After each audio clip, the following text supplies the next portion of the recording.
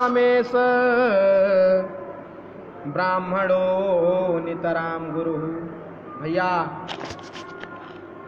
मैंने तो पुत्र का वियोग देखा है कि पुत्र का वियोग कैसा होता है। मुच्यताम मुच्यताम यस ब्राह्मणो नितराम गुरु। अरे भैया ये आपका गुरु पुत्र है, ये आपके गुरु का पुत्र है और इसको तुमने जानवरों की तरह रस्सी में बांधकर पटक दिया है। अरे गुरुपुत्र तो गुरु के समान ही पूजनीय होते हैं। गुरुवत गुरुपुत्रेषु प्रवर्तितव्यम। गुरुपुत्र को जो है गुरु का ही स्वरूप मान करके पूजना चाहिए। गुरु में और गुरुपुत्र में कोई भेद नहीं है। इसलिए तुमने अपने गुरु भाई को, अपने गुरुपुत्र को जो है जानवरों की तरह रस्सी में बांध करके पटक रखा। इसको तुरंत खोलो। और द्रौपदी दौड़ करके गई और अश्वस्थामा के शरीर में जो रस्सियां बंधी थी तुरंत उनको खोलने लगी। अब बताओ भला ऐसी कौन सी माता होगी जिसके पुत्रों को उस दुष्ट ने मार डाला है और वो उसके जीवन की प्रार्थना कर रही है।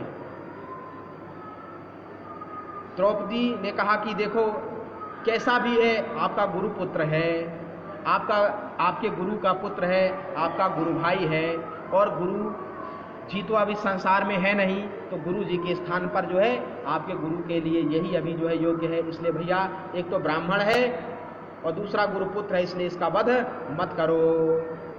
युधिष्ठिर को भी बात उचित लगी। युधिष्ठिर ने कहा देखो भैया द्रौपदी ठीक ही कह रही है, आखिर कुछ भी हो ब्राह्मण है और ब्राह्मण को शरीर से नहीं मारना चाहिए। गुरुजी का पुत्र है, इसके लिए इसको छोड़ देते हैं अपन।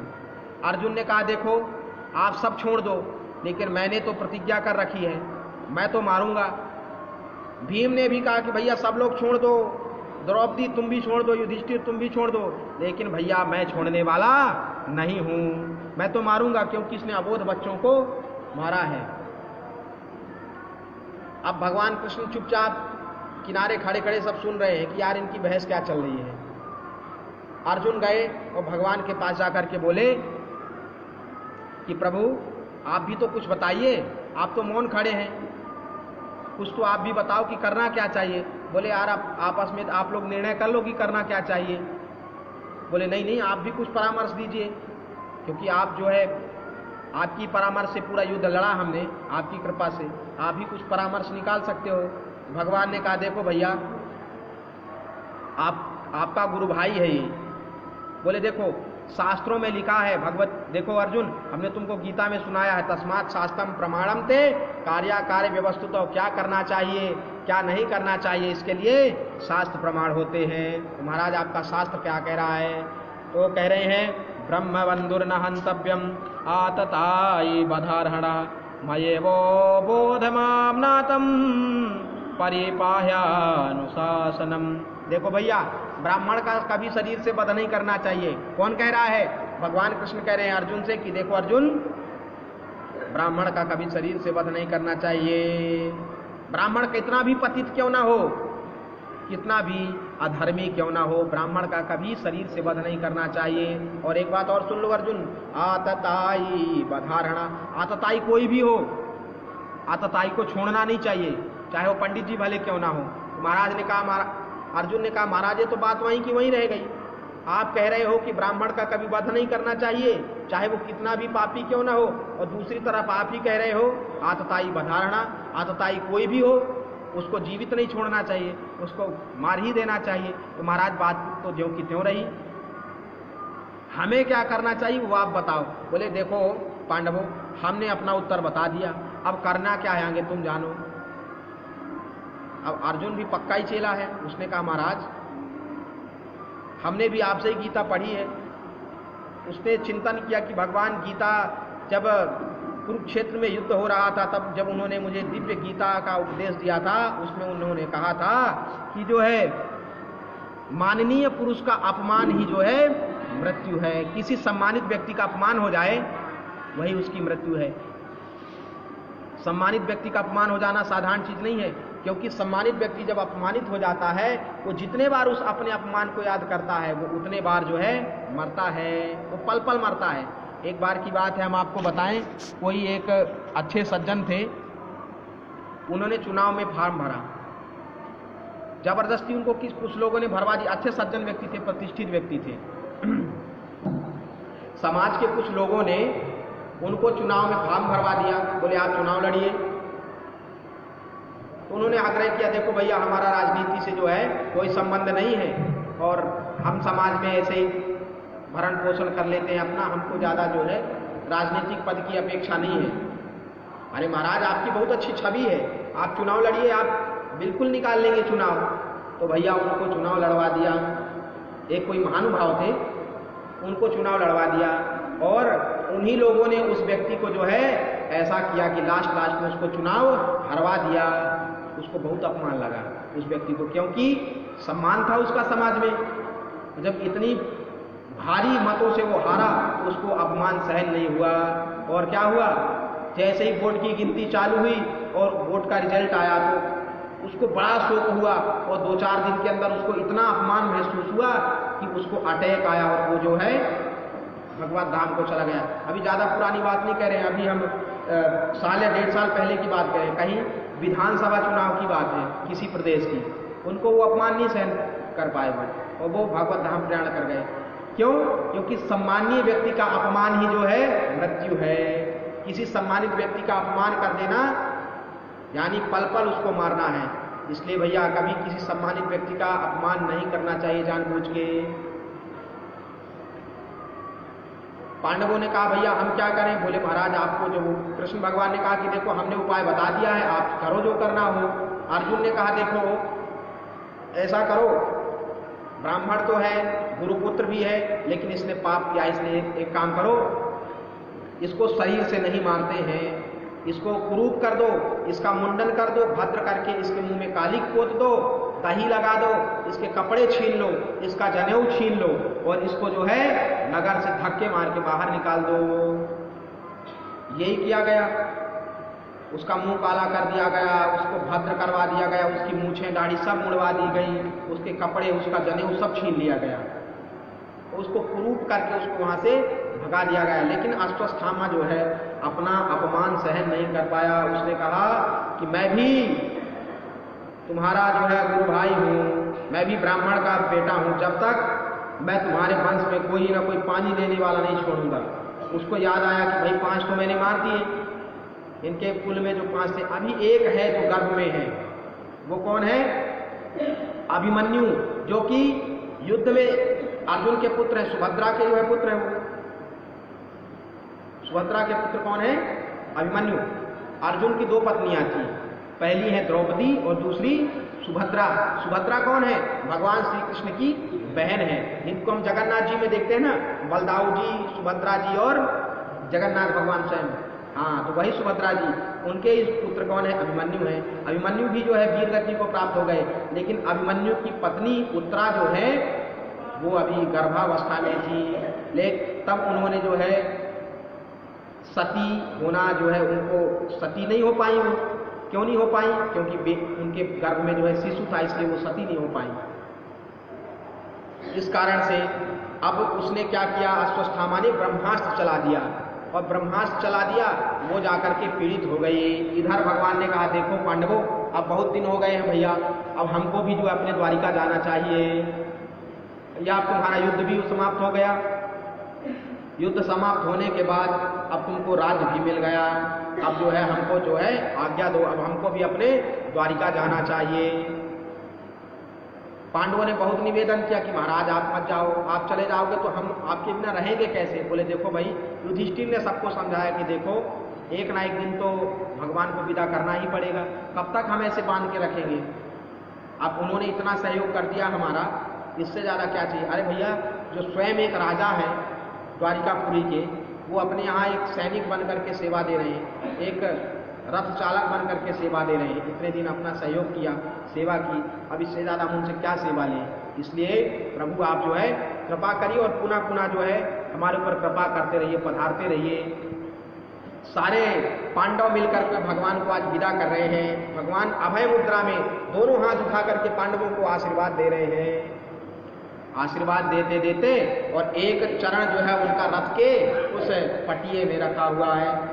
जैसे गाड़ी में हम लोग चढ़ते हैं तो नीचे वो रहता है ना, 4 व्हीलर इत्यादि में पैर रखने के लिए बनाया जाता है, पट्टी निकली रहती है नीचे, ऐसे ही रथ में भी जो है पैर रखने के लिए एक पट्टी बनाई जाती है, सीढ़ियाँ जैसे इसमें पैर रख के फिर अपन उस आसन में बैठते हैं, सीट में बैठते हैं। ऐसे ही भगवान ने जो है एक चरण अपना कहाँ रखा है, उस पट्टी के ऊपर रखा है और पीले पीले वस्त्रों को धारण करके सुंदर मधुर बंसी को हाथ में लिए हुए और दिव्यास्त्री के स्वरूप को सबको आशीर्वाद दे रहे हैं, सबको अभय दान दे रहे हैं। तब तक क्या देखा कि एक बाल विधवा जो है दौड़ी दौड़ी आई और उनके चरणों में गिर गई। पाहि पाहि महायोगिन देव देव जगतपते नान्यम तदभयम पश्ये यत्र मृत्यु परस्परम। पाहि माम, हे प्रभु मेरे गर्भ की रक्षा करिए, हे प्रभु मेरे गर्भ की रक्षा करिए। ये कह करके एक बाल विधवा भगवान कृष्ण के चरणों में आकर के उनके पैरों को पकड़ पकड़ करके रोने लगी। भगवान ने देखा अरे ये कौन है, गौर से देखा तो अरे ये तो पांडवों की कुलवधू उत्तरा है। उत्तरा तुमको क्या हुआ? बोले महाराज मेरा पेट बिल्कुल चल रहा है अग्नि के समान, मेरे गर्भ की रक्षा करिए क्योंकि मेरे गर्भ में इस कुरु वंश का अंतिम जो है बीज सुरक्षित है, गर्भ सुरक्षित है। यदि ये नष्ट हो गया तो फिर इस कुरु वंश का कोई जो है एक पानी देने वाला नहीं रहेगा, इसलिए मेरे गर्भ की रक्षा करिए। उसने ये नहीं कहा कि मेरी रक्षा करिए, मैं तो बाल विधवा हूं, मेरा जीवन तो वैसे भी भार स्वरूप है। बोले मेरे पति नहीं है तो मेरा जीवन तो मेरे लिए भार ही है, मैं जाऊं कहां? लेकिन कम से कम ये गर्भ जो है कम से कम ये सुरक्षित हो जाए, कुरु वंश का एक जो है पानी देने वाला कम से कम एक उनको बीज रूप में कोई ना कोई संतान तो प्राप्त हो जाए। भगवान ने कहा उत्तरा तुम चिंता मत करो, तुम चिंता मत करो, हम तुम्हारी रक्षा करते हैं। और भगवान ने जो है अंगुष्ठ के बराबर सूक्ष्म रूप बनाया और जाकर के उत्तरा के गर्भ में गए, गर्भ में जोर से गदा को घुमाया, गदा को घुमाते ही ब्रह्मास्त्र जो है वहां से शांत होकर के लौट गया। और सुखदेव जी वहां जो परीक्षित जो है गर्भ में छोटे से हैं और वहां उन्होंने देखा कि अरे कोई आया है शंख चक्र गदा पद्म को धारण किए हुए, पीले पीले वस्त्रों को धारण किए हुए है और मेरी रक्षा कर रहे हैं, मेरी रक्षा करने के लिए आए। परीक्षित जी तो कांप रहे थे डर के मारे उस ब्रह्मास्त्र से, लेकिन कौन आया जिसने मेरी जो है रक्षा करी है? तो वो चतुर्भुज स्वरूप जो है परीक्षित के चित्त में चिपक गया। भगवान ने अभय मुद्रा में जो है परीक्षित को भी गर्भ में आशीर्वाद दिया है। बोलिए परीक्षित जी महाराज की जय। अब जो है परीक्षित को भी भगवान ने गर्भ में आशीर्वाद दिया। देखिए हमारे इस देश में ये भारत भूमि इतनी पवित्र है, जिस भारत भूमि में माताओं ने भगवान को गर्भ में धारण किया है, माता कौशल्या ने, माता देवकी ने, माता देवहूति ने, सबने जो है गर्भ में अब भगवान को धारण किया है। ऐसी ऐसी माताएं हुई हैं जिन्होंने भक्त को अपने गर्भ में धारण किया है, जैसे कयाधु ने धारण किया है, जैसे सुरुचि ने धारण किया है ना। तो ऐसी अनेक माताएं हैं जिन्होंने भक्त को अपने जो है गर्भ में धारण किया, माताएं हैं जिन्होंने भगवान को भी गर्भ में धारण किया है। लेकिन उत्तरा इतनी भाग्यशाली है जिसने भक्त को और भगवान को दोनों को गर्भ में धारण किया है। आज तक ऐसा संयोग कहीं नहीं हुआ है कि भक्त और भगवान एक ही गर्भ में आकर के पधार जाएं। आज उत्तरा को यह सौभाग्य मिला है कि भगवान, भक्त तो पहले से ही गर्भ में था लेकिन आज भगवान भी उसके गर्भ में पधार गए। भगवान ने गर्भ में जाकर के परीक्षित को अभयदान दिया और उसको आशीर्वाद देकर के बाहर निकल के उत्तरा को कहा कि उत्तरा अब तुम सुरक्षित हो, अब तुम जो है प्रयाण करो, अब अपने घर के लिए जाओ। उत्तरा जो है भगवान का धन्यवाद करती हुई कि हे प्रभु आपने मेरी रक्षा की, आप यदि मेरे इस गर्भ की रक्षा नहीं करते, मेरी रक्षा नहीं करते तो आज बहुत बड़ा अनर्थ हो जाता। ऐसे प्रणाम निवेदित करते हुए और वो जो है वहां से चली गई। अब भगवान ने कहा कि देखो भैया अब तो सब सुरक्षित हो गया है ना, अब हमको जाने की आज्ञा दो। अब कुंती ने, अब भगवान फिर से रथ में बैठने के लिए तैयार हो गई और जैसे ही चलने लगे तब तक कुंती ने रोक लिया। कुंती ने कहा कि महाराज आज तक मैंने तुमसे कुछ नहीं मांगा, लेकिन आज मैं तुमसे कुछ मांगना चाहती हूँ, क्योंकि मैं तुम्हारी बुआ हूं ना, तुम मुझे बुआ जी कहते हो, तुम मेरे भतीजे हो। आज मैं तुमसे कुछ मांगना चाहती हूँ। बड़े सुंदर 26 श्लोकों में जो है माता कुंती ने भगवान श्री कृष्ण की स्तुति की है। नमस्ते पुरुषं त्वाद्यं मीश्वरं प्रकृते परम अलक्ष्यं सर्वभूतानां मन्तर्बहिरवस्थितं मायाजव्यनिकाच्छन्न मज्ञाधोक्षमव्ययं न लक्ष्यसे मूढदृशा नटो नाट्यधरो यथा। माता कुंती ने 26 श्लोकों में बड़े सुंदर भाव से जो है भगवान की स्तुति की है। जब स्तुति को सुना भगवान श्री कृष्ण ने तो बोले, बुआ जी अरे मैं तो तुम्हारा भतीजा हूं और तुम पुरुष, ये क्या मेरे को स्तुति कर रही, मैं कोई भगवान थोड़ी हूं, मैं तो तुम्हारा भतीजा हूं और तुम मुझे भगवान बना करके स्तुति कर रही हो। माता कुंती ने कहा, महाराज अब तुम कुछ क्षण जो है चुपचाप खड़े रहो, बहुत दिन से हो गया, मैं जैसे ही आपको समझ जाती हूँ कि आप परमात्मा हो, आप भगवान हो, वैसे ही आप जो है ऐसी कुछ लीला करते हो कि मैं भूल जाती हूँ कि आप भगवान हो और आपको फिर से मैं भतीजा मानने लगती हूँ।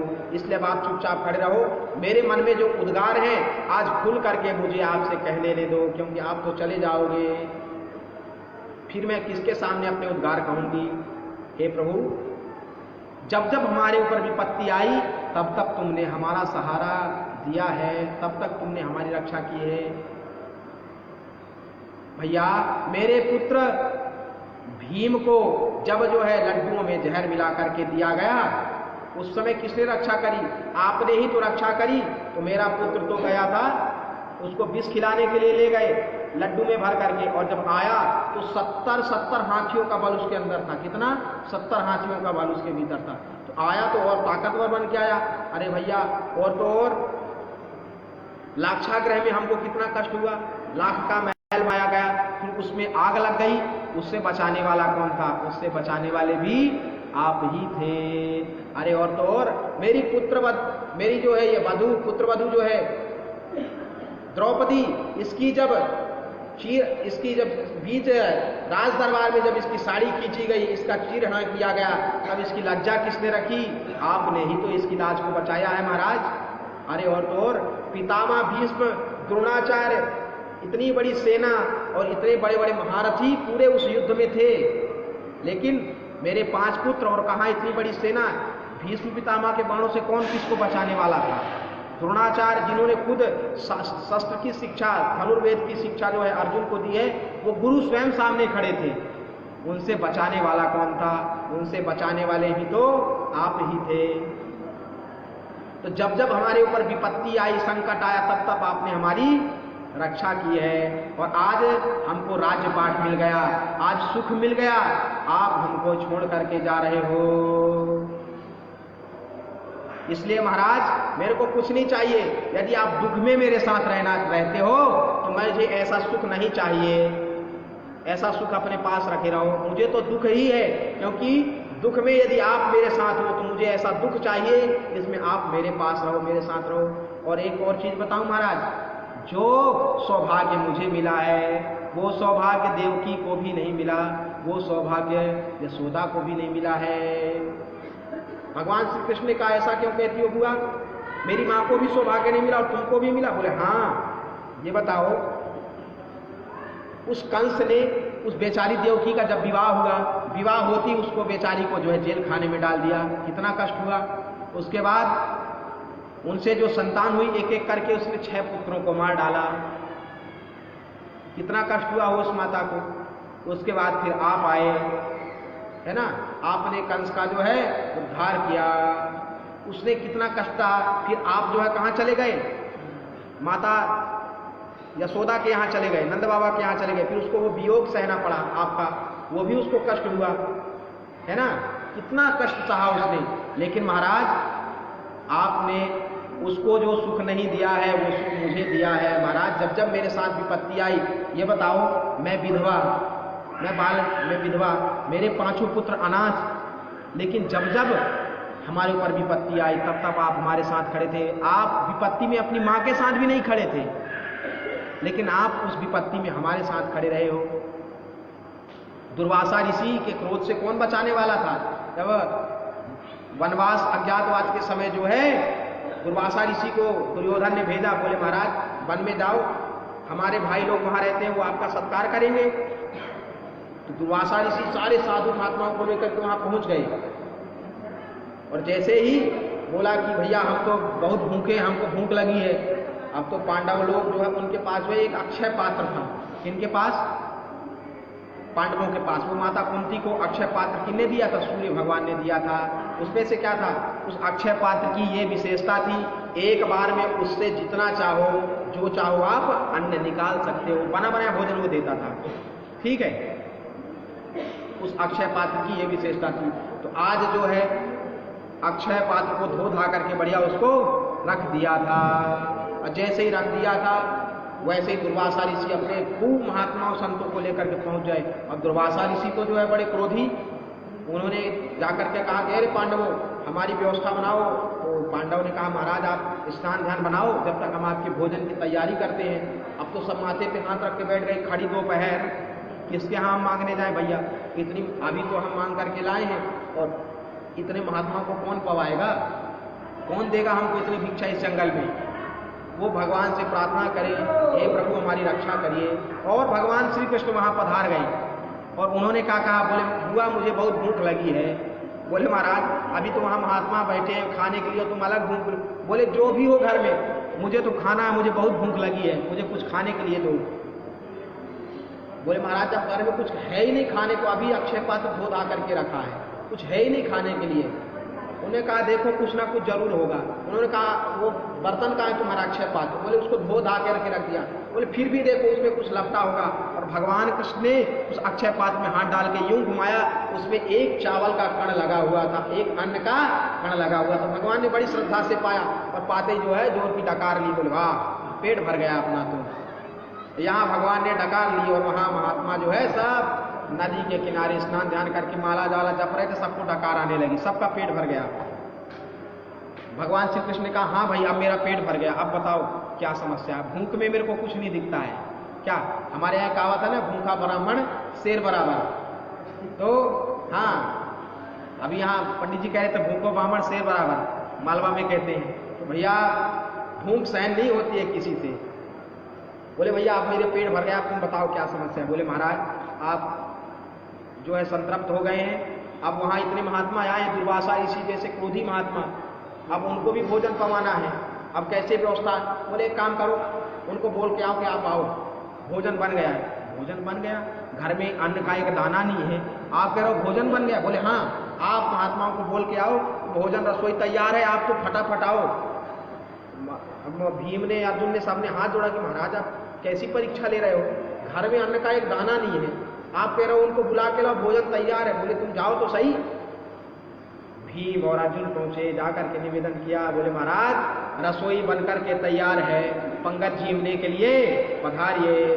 सब महात्माओं ने कहा भैया आज ये सब माल तो हमने कभी खाया ही नहीं है, हाय हाय क्या आनंद आया आज के भोजन में। बोले आपने कब भोजन किया? अरे बोले अभी तो बस पाके ही उठे हैं पंगत में।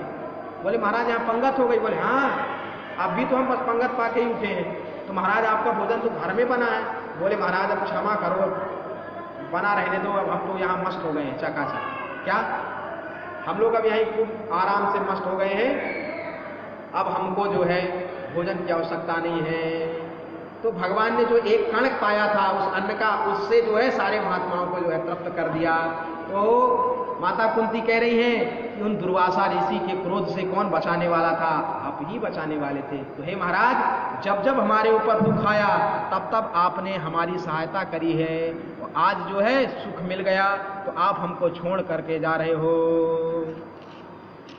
इसलिए एक किसी महापुरुष का दोहा है, दुख में सुमिरन सब करे, दुख में सुमिरन सब करे, सुख में करे न कोई, जो सुख में सुमिरन करे तो दुख काहे को होए। भैया दुख में तो सभी परमात्मा को बुलाते हैं, लेकिन थोड़ी जहाँ सुख खुशी होती है, आनंद आता है, तो फिर वो भगवान को भूल जाते हैं। थोड़ी गाड़ी बंगला जहाँ आई तो भगवान को लोग भूलने लगते हैं। इसलिए भगवान की बड़ी कृपा है उनके ऊपर जिनको दुख मिला है। कुंती आज क्या मांग रही भगवान से? कुंती ने दुख ही मांगा। बोले महाराज मैं दुख को बहुत बड़ी कृपा मानती हूँ आपकी। क्यों? क्योंकि दुख में कम से कम आपका सुमिरन तो हो रहा है, आपके नाम का स्मरण हो रहा है। अब एक चीज बताइए आप मुझे, ये जो सीताराम करने वाले बैठे हैं, राम राम कर रहे हैं, यदि ये लोग संपन्न होते, खूब मार होते, खूब पैसे वाले होते, तो यहाँ बैठ के राम राम करते क्या? गाड़ी बंगला अपना फैक्ट्री देख रहे होते। लेकिन 3 महीने से जो है मुक्त कंठ से गा गा करके बड़े भाव से सीताराम सीताराम कर रहे हैं। क्यों कर रहे हैं? क्योंकि भगवान की उनके ऊपर कृपा है। भगवान ने इनको अभाव दिया है, और अभाव में भी ये जो है भगवान का नाम ले रहे हैं। तो हमको अभाव नहीं मानना चाहिए, हमको भगवान की बड़ी कृपा मानना चाहिए कि जिनकी कृपा से भगवान का नामोच्चारण हो रहा है। ये सोचो, इस नगरी में, इस इंदौर में कितने पैसे वाले लोग हैं जिनके पास अरबों खरबों की संपत्ति है, पर उनके पास राम राम करने का टाइम नहीं है, नाम लेने का समय नहीं है। इसलिए भैया बड़े भाग्यशाली है वो लोग जिनको भगवान दुख देते हैं, और दुख में भी वो जीव बड़े भाग्यशाली है जो दुख में भी परमात्मा का नाम लेते हैं। क्योंकि दुख में अच्छे अच्छे लोगों की बुद्धि भ्रष्ट हो जाती है। क्या? जब थोड़ी दुख आता है तो कई बार व्यक्ति जो है वामपंथी हो जाता है, कम्युनिस्ट जिसको कहते हैं आज के अंग्रेजी शब्दों में कम्युनिस्ट, तो वामपंथी हो जाता है, नास्तिक। फिर वो क्या, थोड़ा कष्ट होता तो भगवान को गाली बकने लगता है, अरे परमात्मा तो कुछ है ही नहीं, भगवान ने हमारे साथ ये कर दिया, भगवान ने हमारे साथ वो कर दिया, वो नास्तिक हो जाता है फिर। इसलिए भगवान की बड़ी कृपा है हमारे ऊपर कि हम कम से कम आस्तिक हैं, हमको नाम का रस लगा हुआ है। कैसा नाम? जो नाम जो है सारे शास्त्रों का सार है, पुराण का सार है, यज्ञ का सार है, सब कुछ। सृष्टि का सार क्या है भैया? भगवान नाम ही है। यज्ञ का सार भी क्या है? हम जो यज्ञ कर रहे हैं ना, यज्ञ का सार क्या है? यज्ञ का सार भी जो है नाम ही है। हमने एक दिन और कहा था, पुनः आज कह दे, नाम प्रभाव जानि गण राव प्रथम पूजियत नाम प्रभाव। भैया गणेश जी प्रथम पूज्य हो गए। कैसे? राम राम करते करते करते करते अखंड राम नाम करते हैं गणेश जी, और राम नाम की महिमा से गणेश जी प्रथम पूज्य हो गए। भगवान शिव सदा राम नाम करते हैं, इसलिए भगवान शिव भी जो है प्रथम पूज्य हो गए। माता भवानी भी जो है अखंड राम नाम करती हैं।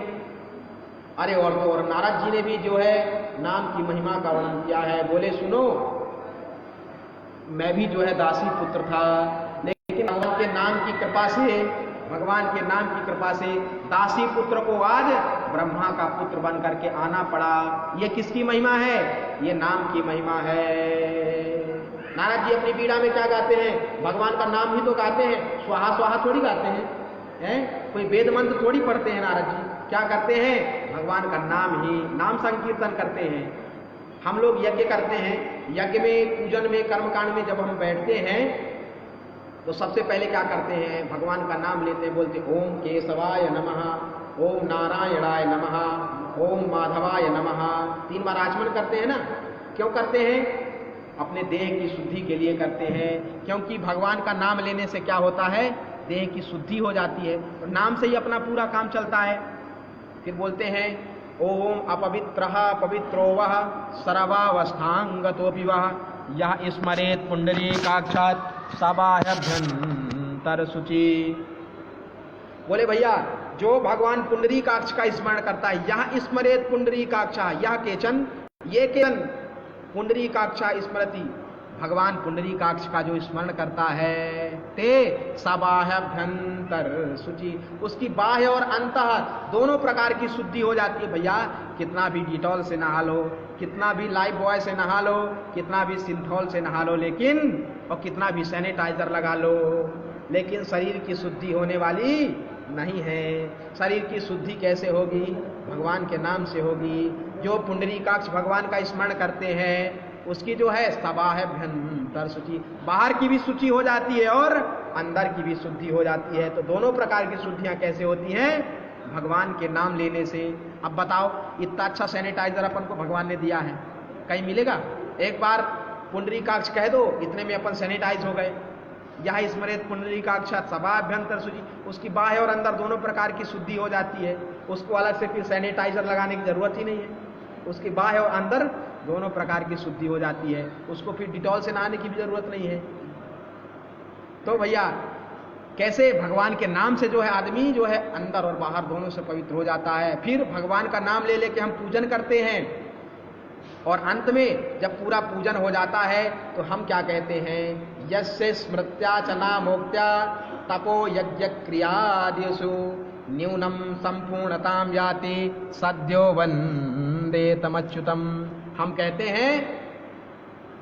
कहते हैं यस्य स्मृत्या च नामोक्त्या, हे प्रभु आपके मधुराति मधुर दिव्य नाम को जो लेता है उसके साथ क्या होता है, यस्य स्मृत्या च नामोक्त्या तपो यज्ञ क्रियादिषु, जो तप जप यज्ञ जो भी करता है सबका फल क्या है, भगवान का नाम है। न्यूनम संपूर्णताम याति सद्यो वंदे तमच्युतम। हे भगवान हमने जो भी पूजन किया, पंचोपचार, दसोपचार, षोडशोपचार, इसमें किसी न किसी प्रकार का दोष है, मंत्र में दोष है, वस्तु भी दोष है। दोष किसमें नहीं है, हम निर्दोष थोड़ी हैं, हमें दोष है, आप में दोष है भैया। जड़ चेतन गुण दोषमय विश्व की करतार, भैया गुण दोष सब में है। कोई ये कह दे कि मैं निर्दोष हूं, ये सरासर अपराध है। निर्दोष कोई नहीं है, सबके अंदर कुछ ना कुछ गुण है और सबके अंदर कुछ ना कुछ दोष है। अब कोई ये कहे कि मेरे अंदर उसके अंदर अवगुण ही अवगुण है, तो ये भी जो है सत्य नहीं है। हर व्यक्ति के अंदर कुछ ना कुछ गुण है और हर गुणी व्यक्ति के अंदर कुछ ना कुछ अवगुण भी है। ये पृथ्वी जो है जड़ चेतन गुण और दोष से बनी हुई है। ये संपूर्ण सृष्टि में जो कुछ भी दिख रहा है, आप एक उदाहरण से समझिए। सोना 24 कैरेट का जो होता है वो कैसा, शुद्ध सोने का आकार कैसा है, शुद्ध सोना जो है धातु में जब होता है तो वो गला हुआ होता है, वो आकृति नहीं ले सकता है। लेकिन शुद्ध सोने में क्या किया जाता है, शुद्ध सोने में उसमें कुछ अलग से अवशिष्ट मिलाया जाता है, तब जा करके वो आभूषण बनाने के लायक बनाया जाता है। सोने में भी जो है कुछ ना कुछ दोष मिलाया जाता है, तब जा करके उसके पात्र, उसके आभूषण बनाए जा सकते हैं। और भैया जितना दिव्य चीज होगी उतना पात्र भी तो उतना शुद्ध होना चाहिए। आप सोचिए, गाय का दूध आप दूहने के लिए जाओ, गाय का दूध दूहने के लिए जाओ और जो बर्तन ले जाओ उसमें नीचे खटाई लगी हो तो क्या होगा, दूध फट जाएगा। दोष दूध का नहीं है, दोष किसका है, दोष उस पात्र का है। भैया अपने अंदर पात्रता होगी तो भगवान के कृपा की वर्षा तो हो रही है, लेकिन हमारे अंदर पात्रता नहीं है तो हम यहाँ रह करके भी कथा को नहीं सुन पाएंगे। कई लोग होंगे जो यहाँ निकट भी रह करके भगवान की कथा को नहीं श्रवण कर पाएंगे, और कई लोग ऐसे होंगे जो दूर दूर तक बैठे होंगे लेकिन इस मोबाइल फेसबुक के माध्यम से और अन्य अन्य माध्यमों से जो है इस पवित्र कथा को श्रवण कर रहे होंगे। क्यों? क्योंकि उनकी रुचि है किससे है, भगवान से है।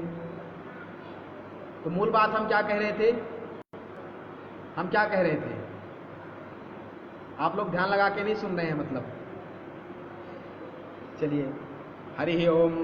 चलिए तो कुल मिलाकर के सार ये है कि भगवान का नाम ही जो है सब कुछ सार है। आगे की कथा हम कहते हैं। एक बार की बात है, जब नारद जी एक बार भ्रमण कर रहे थे, वेद व्यास जी के मन में जो है संताप हुआ, तब उन्होंने 4 श्लोक दिए। किनको? वेद व्यास जी को नारद जी ने 4 श्लोक दिए और उससे 18,000 श्लोक जो है वेद व्यास जी ने बनाए। अब जो है यहाँ पर वेद व्यास जी ने श्री नारद जी ने नाम की महिमा का वर्णन किया है। उन्होंने कहा है कि भैया नाम के ही प्रभाव से आज मैं प्रथम पूज्य हो गया हूँ। अरे भैया मैं जहाँ भी जाता हूँ नर किन्नर गंधर्व यक्ष सबके यहाँ मेरी पूजा होती है। नारद जी को सब जगह का लाइसेंस मिला है, वो कहीं भी चले जाते हैं, उनको कहीं कोई रोक टोक नहीं है। देवताओं के यहाँ जाते हैं वहाँ भी उनका स्वागत होता है, ब्रह्मा जी के यहाँ, विष्णु जी के यहाँ, शंकर जी के यहाँ, कहीं भी चले जाएं सब जगह उनका जो है स्वागत होता है। अरे और तो और किसी दैत्य के भी यहाँ चले जाते हैं तो दैत्य भी उनको देख करके आसन से खड़े हो जाते हैं कि अरे आओ देवर्षि। और कोई देवता चले जाएं तो उनके शस्त्र लेके उनको जो है मारने के लिए दौड़ेंगे। लेकिन देखते हैं कि नारद जी आए हैं तो नारद जी को देख करके दैत्य भी उनकी वंदना करते हैं। क्यों करते हैं? क्योंकि नारद जी को नाम का रस लगा हुआ है। नाम की महिमा का वर्णन यहाँ पर किया है। चलिए हम भी कुछ क्षण भगवान नाम संकीर्तन कर लें। नारद जी अपनी वीणा पर सदैव जो है भगवान के पवित्र नाम का स्मरण करते हैं। श्रीमन्नारायण नारायण नारायण, श्रीमन्नारायण नारायण, श्रीमन्नारायण भवतारायण, श्रीमन्नारायण, श्रीमन्नारायण नारायण नारायण, श्रीमन्नारायण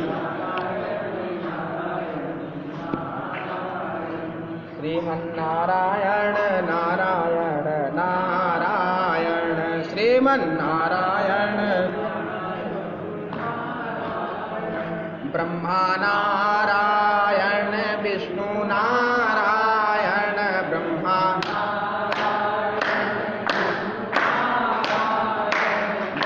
नारायण विष्णु नारायण, ब्रह्मा नारायण,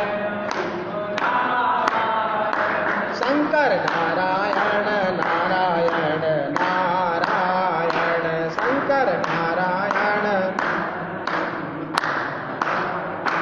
श्रीमन्नारायण नारायण नारायण,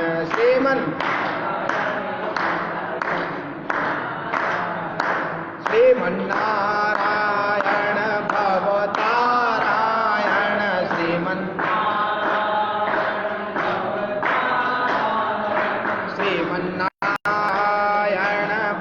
भवतारायण, श्रीमन्नारायण श्रीमन्नारायण नारायण नारायण,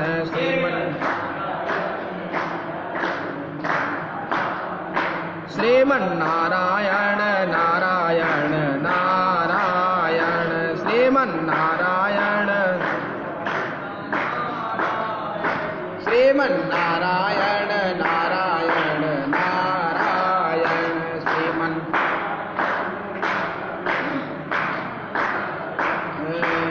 गज और ग्राह लड़े जल भीतर, गज और ग्राह लड़े जल भीतर, गज और भीतर, गज और ग्राह लड़े जल भीतर, गज और ग्राह जल भीतर, लड़त लड़त गज नारायण, श्रीमन्नारायण नारायण नारायण, श्रीमन्नारायण नारायण। बोलिए लक्ष्मी नारायण भगवान की, भागवत भगवान की, श्री सद्गुरुदेव भगवान की जय। देखिए इस तरह से महाभारत के युद्ध का वर्णन हुआ है। अब भगवान जो है प्रस्थान करने के लिए कह रहे हैं। उन्होंने देवकी, जब माता कुंती ने इस प्रकार से वरदान मांगा दुख होने का, तो भगवान ने कहा कि देखो मेरे पास तो दुख है ही नहीं।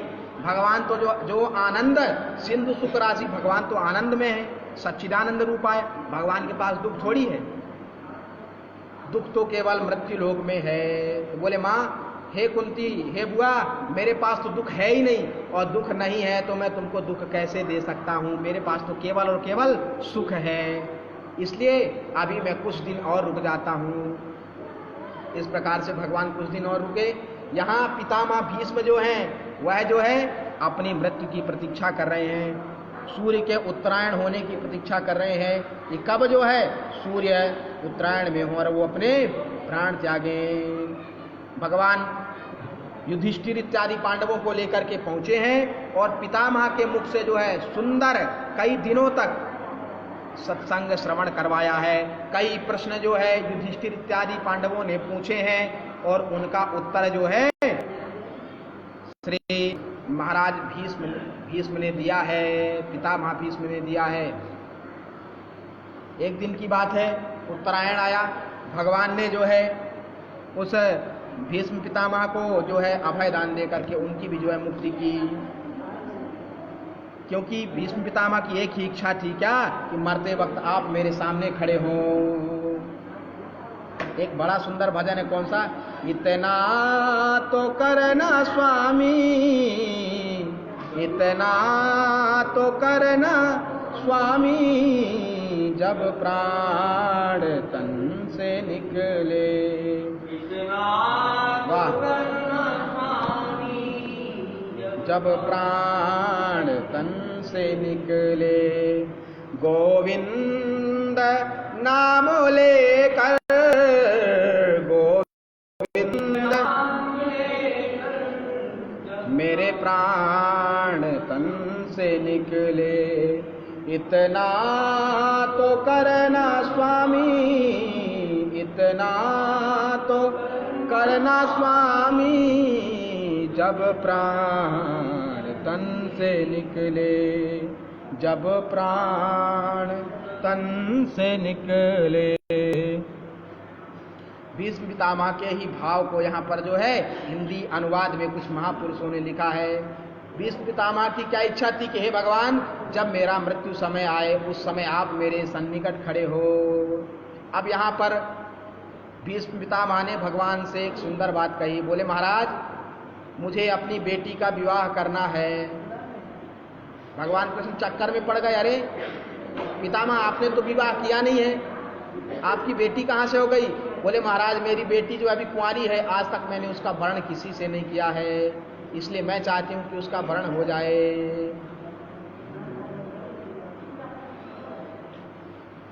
तो इस प्रकार से अपनी बुद्धि को ही उन्होंने कहा कि बुद्धि ही मेरी पुत्री है। बैठिए, अब 5 मिनट और आरती करते हैं। 5 मिनट बैठिए, अब बस उत्तरार्ध की ओर ही चल रहा है, फटाफट इसको करके और आरती करते हैं। 5 मिनट रुकिए।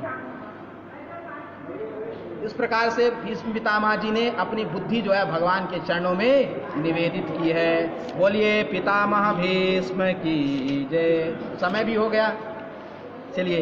इस प्रकार से जो है परीक्षित को जो है साप लगा है। राजा परीक्षित जो गर्भ में थे ना, अब वो धीरे धीरे बड़े हुए। जरासंध का मुकुट जो है, जो कि युद्ध में जीत करके लाए थे, वो रखा हुआ था। भीम जीत करके लाए थे, तो वो जो मुकुट था एक दिन परीक्षित ने धारण कर लिया। और क्या हुआ, शिकार खेलने के लिए गए। शिकार खेलने के लिए गए तो वहाँ क्या देखा कि उनको प्यास लगाई। प्यास लगी तो वो मुकुट पहने पहने एक ऋषि के, समीक ऋषि के, श्रृंगी ऋषि के आश्रम में पहुंच गए। समीक ऋषि के आश्रम में पहुंचे और वहां जाकर के देखा कि बाबा जो है समाधि में बैठे हुए हैं। समाधि में बैठे हुए महात्मा को देखा उन्होंने, तो उन्होंने कहा, अरे महाराज कुछ जल वल पिला दो हमको। तो बाबा तो समाधि में थे, वो कहाँ से जल पिलाएं। तो इन्हें क्या हुआ, मरा हुआ सर्प अपने बाण की नोक से उठा करके और समीक ऋषि के गले में डाल दिया। जैसे ही समीक ऋषि के गले में डाला, वो तो आनंद में थे, लेकिन कुछ ब्रह्मचारियों ने जाकर के उनके पुत्र श्रृंगी ऋषि को बता दिया। श्रृंगी ऋषि ने जैसे ही सुना कि उनके पिता के ऊपर परीक्षित ने जो है, राजा ने उनके ऊपर मरा हुआ सर्प डाल दिया है, उन्होंने तुरंत श्राप दे दिया कि अरे राजन, तुमने मेरे पिता का अपमान किया है, एक संत का अपमान किया है, इसलिए मैं तुम्हें श्राप देता हूं कि आज से ठीक 7वें दिन उनको जो है तक्षक नाग काटेगा और तुम जो है भगवत धाम प्रयाण कर जाओगे, मर जाओगे। अब ये सब जो है किनको पता चला? परीक्षित को जब पता चला, उन्हें तुरंत अपने पुत्र को व्यास अपने राजगादी पर बिठा दिया और वहां से वो संपूर्ण राज्य को त्याग करके भजन करने के लिए जो है निकल पड़े। संतों महात्माओं से सबसे पूछ रहे कि भैया मेरे मुक्ति का कोई तो उपाय बताओ। इस प्रकार से जो है परीक्षित जी का सुखताल में भगवान सुखदेव से मिलन हुआ। सुखदेव जी का विधिवत पूजन करके अनेक संत महंत वहां पर विराजमान है, एक से एक विराजमान है, और सबके मध्य जो है भगवान श्री सुखदेव वहां पर पधारे हैं। बोलिए सुखदेव महाराज के, व्यास जी महाराज के, परीक्षित जी महाराज की जय। इस प्रकार से सुखदेव जी पहुंचे हैं। सुखदेव जी की स्तुति करी है राजा परीक्षित ने और उनको विधिवत बिठा करके और पूछा है कि महाराज मरने वाले को क्या करना चाहिए। बैठते ही पूछ लिया परीक्षित ने कि महाराज मरने वाले को क्या करना चाहिए। भगवान सुखदेव ने कहा कि भैया मरने वाले तुम कोई अकेले तो हो नहीं, हम सबको मरना है, इसलिए तुमने जो प्रश्न किया है उससे तुम्हारा भर कल्याण होने वाला नहीं है, उससे जगत का कल्याण होने वाला है। इसलिए भगवान सुखदेव ने जो है विविध श्रीमद् भागवत का जो है उनको पूरा उपाख्यान सुनाया है। कल से हम उसका निरंतर श्रवण करेंगे। आगे जो है सुखदेव जी द्वारा उपदेश दिया गया है, ध्यान विधि एवं विराट स्वरूप का वर्णन किया गया है, क्रम मुक्ति एवं सद्यो मुक्ति का वर्णन किया गया है, कामना भेद एवं देवोपासना बताया गया है कि कौन से देव की कौन सी कामना हो तो किस देवता की पूजा करना चाहिए, पत्नी की कामना हो तो उर्वशी इत्यादि की कामना करना चाहिए, बुद्धि की प्राप्ति की कामना हो तो भगवान शिव की उपासना करना चाहिए, यदि कुछ नहीं चाहिए तो भगवान नारायण की उपासना करना चाहिए, सुंदर संगीत की साधना करना हो तो माता सरस्वती की साधना करना चाहिए। इस प्रकार से किस देवता को पूजने में से कौन सा फल प्राप्त होता है इसका भी जो है वर्णन किया है। सृष्टि का वर्णन किया गया है, ब्रह्मा जी को भगवान द्वारा चतुश्लोकी भागवत का उपदेश किया गया है एवं भागवत के 10 लक्षणों का वर्णन भी किया है। अब जो है आज यहीं द्वितीय स्कंद पर हम जो है आज की कथा को विराम करते हैं। आरती की आप तैयारी कर लें, कल से जो है हम पुनः तृतीय स्कंद से इस कथा को श्रवण करेंगे। बोलिए भागवत भगवान की जय, श्री सद्गुरुदेव भगवान की जय। आइए हम आप मिल करके कुछ क्षण नाम संकीर्तन करें, इसके बाद जो है मंगलमय आरती का दर्शन करेंगे। श्री राम जय जय राम, श्री राम श्री राम जय जय राम, श्री राम श्री राम जय जय राम, श्री राम जय राम, सीताराम जय सीताराम, सीताराम जय सीताराम, सीताराम जय सीताराम, सीताराम जय सीताराम, सीताराम जय सीताराम,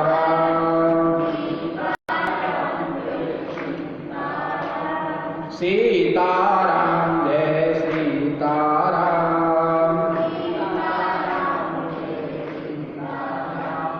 चलिए छोटा सा एक भजन सुना दें, उसके बाद जो है अपन आरती करेंगे। तब तक भैया आरती की तैयारी कर रहे हैं। रहना नहीं देश वीराना है, रहना नहीं देश वीराना है। भैया ये संसार क्या है?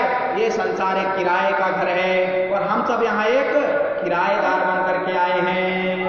जिस दिन मकान मालिक ने डंडा घुमाया कि चलो भैया कमरा खाली करो, उस दिन जो है हमको आपको सबको ये कमरा खाली करना पड़ेगा।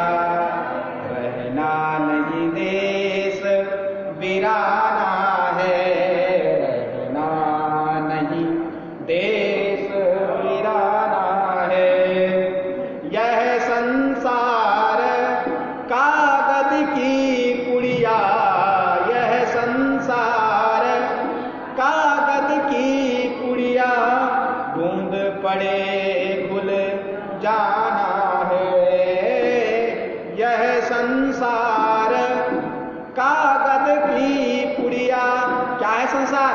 कागज की पुड़िया है, लेकिन बूंद पड़े खुल जाना है।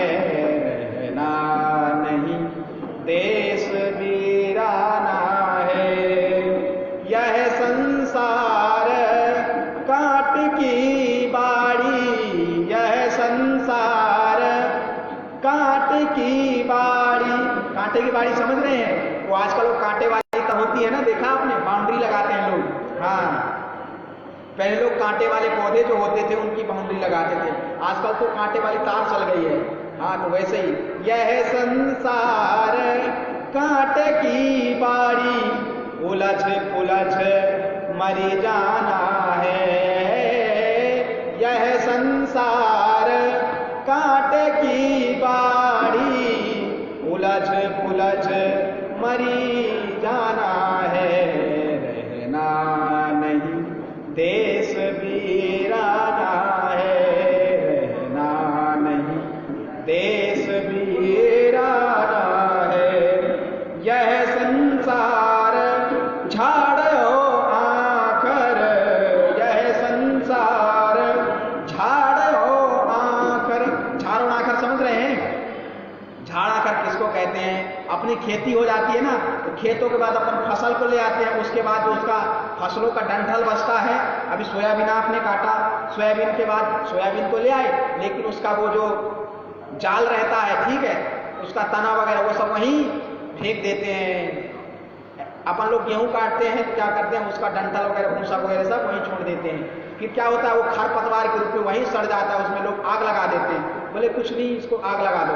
तो यह संसार झाड़ और आखर, आग लगे बरी जाना है, रहना नहीं देश वीराना है, रहना नहीं देश वीराना है। कहत कबीर सुनो भई साधो, कहत कबीर सुनो भई साधो, सदगुरु नाम ठिकाना है। भैया ठिकाना क्या है? सदगुरु ने जो नाम दिया है, गुरु महाराज ने जो कान में नाम दिया है, वो नाम ही इस संसार का सहारा है, वो नाम ही इस संसार से जो है पार लगाने वाला है। जो ये सीताराम सीताराम कर रहे हो, ये नाम ही आपको जो है भवसागर सागर से पार लगाने वाला है। कहत कबीर सुनो भई साधो, कहत कबीर सुनो भई साधो, सदगुरु नाम ठिकाना है, रहना नहीं देश वीराना है, रहना नहीं देश वीराना है। भैया रहना नहीं है, सबको एक ना एक दिन जाना है। इसलिए जितने दिन भगवान ने शरीर दिया है, बढ़िया आनंद के साथ भगवान का नाम लीजिए। नाम नहीं लेंगे तो कल्याण होने वाला नहीं है। आप जब तप नहीं कर सकते हो, आप यज्ञ नहीं कर सकते हो, आप खूब लंबा सत्संग नहीं कर सकते हो, सत्संग की भी एक सीमा है, उतने समय ही आप बैठ के रह सकते हो। लेकिन नाम तो हर वक्त लिया जा सकता है, सोते जागते उठते बैठते जीवा पर हर समय भगवान का नाम होना चाहिए।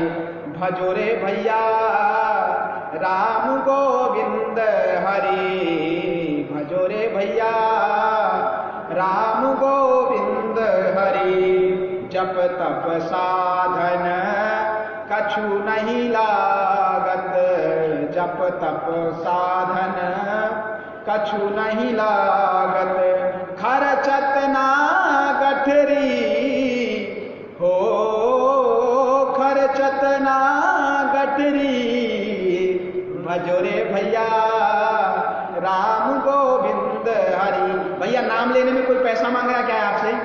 राम राम करने में कोई आपसे कुछ पैसा मांग रहा है कि राम राम करो तो मेरे को पैसा दो? भैया राम नाम तो इतना सुलभ है, भगवान का नाम इतना सुलभ है कि सोते जागते उठते बैठते बिना पैसे का नाम लो। नाम लेने में कोई पैसा नहीं लगना है, आपकी गठरी का कोई भी कुछ खर्चा होने वाला नहीं है।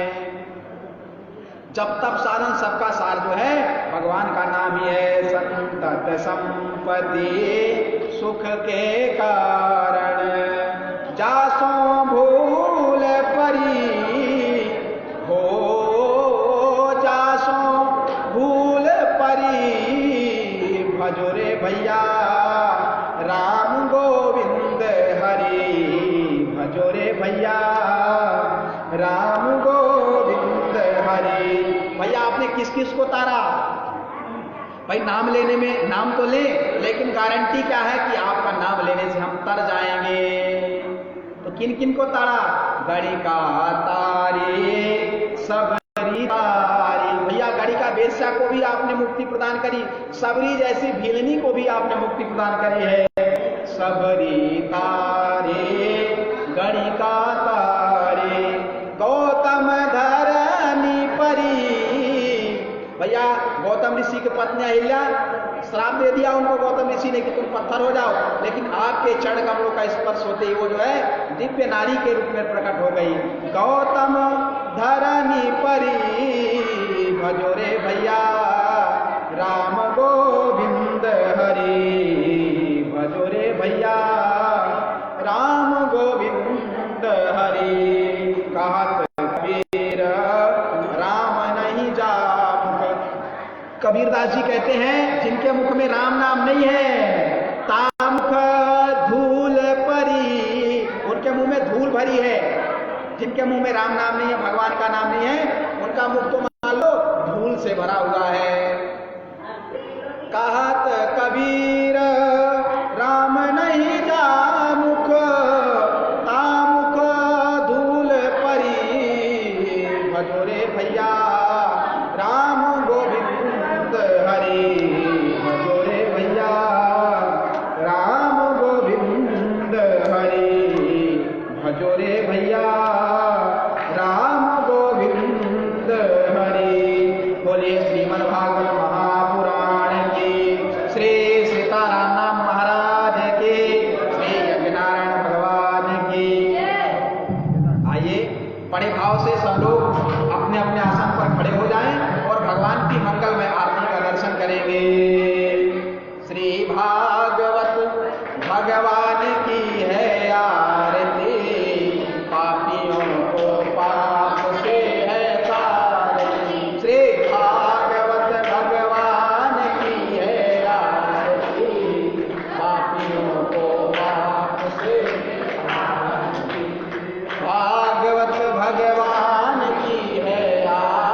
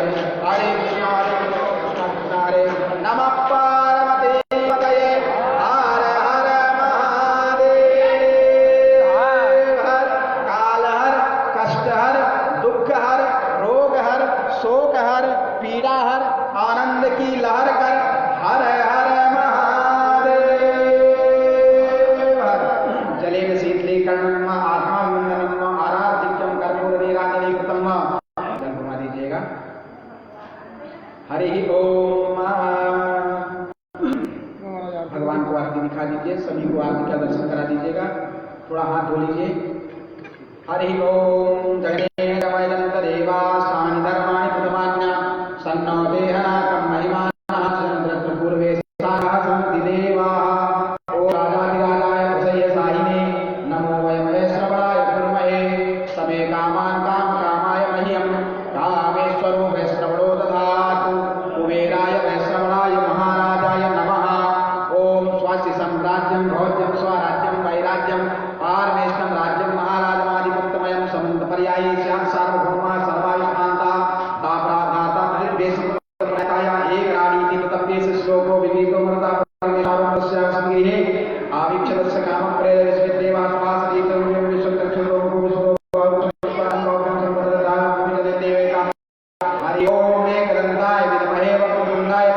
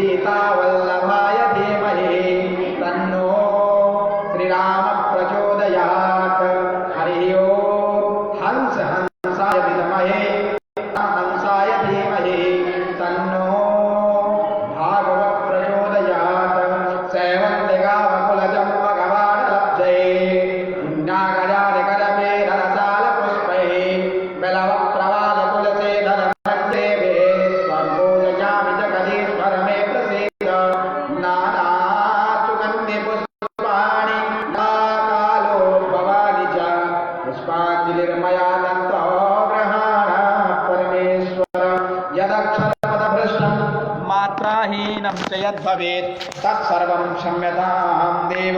प्रसीद परमेश्वर, प्रसीद विश्वेश्वर, प्रसीद जगदीश्वर। बोलिए भागवत महापुराण की जय। सब लोग चढ़ा देंगे मंत्र पुष्पांजलि। बोलिए श्री सद्गुरुदेव भगवान की जय, श्री व्यास जी महाराज की जय, श्री सुखदेव जी महाराज की जय, श्री नारायण भगवान की जय, श्रीमद् भागवत महापुराण की जय, सपरिकर यजमान की जय, उनके माता पिता की जय, उनके कुटुंब की